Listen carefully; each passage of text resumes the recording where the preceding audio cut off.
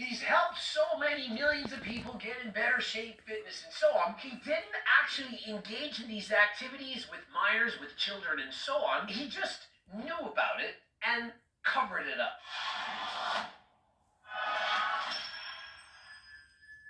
Coach Greg, in today's video, we're talking about the Epstein files and the fact that Peter Attia came up a number of times, I think over 100, had private conversations with Jeffrey Epstein talking about a shipment, the fact that he was missing, getting withdrawals of Jeffrey Epstein, and that, the private area of the downstairs and females, well, it doesn't have very many carbs. I don't care how much you like Peter Attia. I don't care. People are going to say, oh, but he's a good person. He has a wife and he has kids. He's helped so many millions of people get in better shape, fitness, and so on.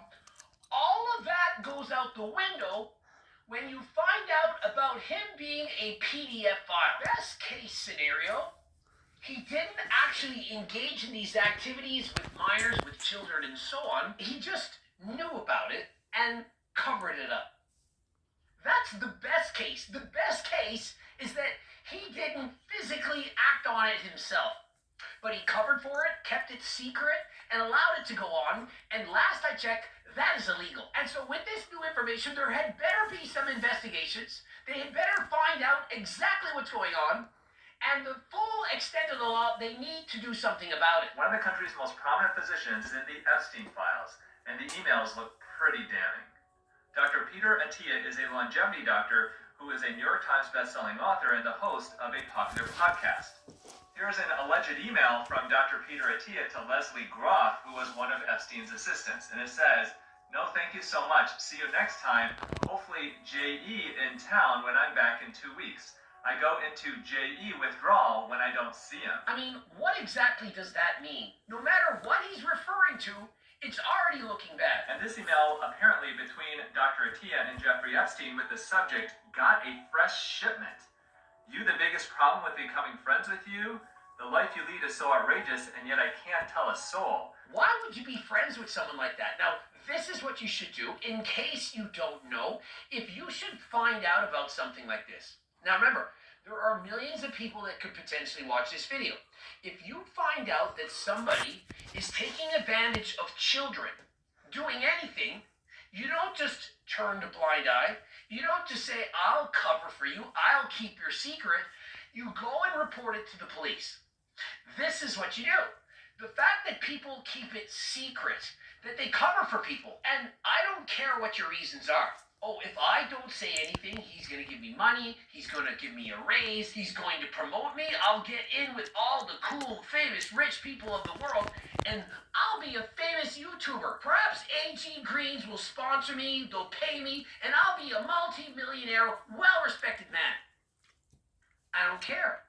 None of that is worth it. If you can let this happen, and you can sleep well at night, or even sleep at all at night, there's something mentally wrong with you. How can you let this happen? On your watch, how could you do this? You the biggest problem with becoming friends with you? The life you lead is so outrageous, and yet I can't tell a soul. To which Jeffrey E. replies, "Afraid not." With that sequence of events, the responses back and forth, the emails, I'm afraid not, can't tell anybody, can't tell a soul, can't tell anyone. Clearly, there is a cover-up. Clearly, he knows what's going on, but yet chooses not to, chooses to remain to be friends.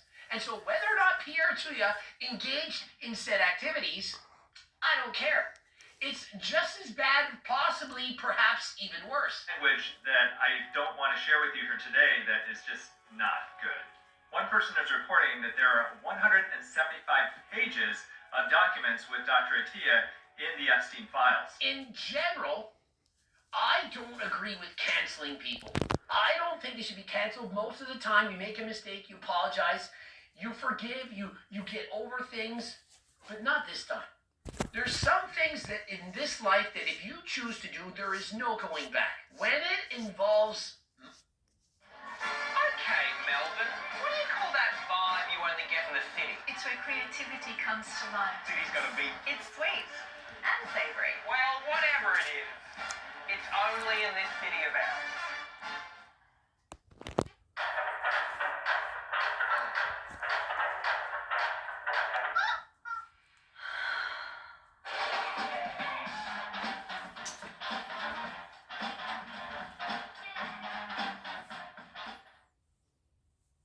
Minors, children's, these types of allegations, there's no undoing that.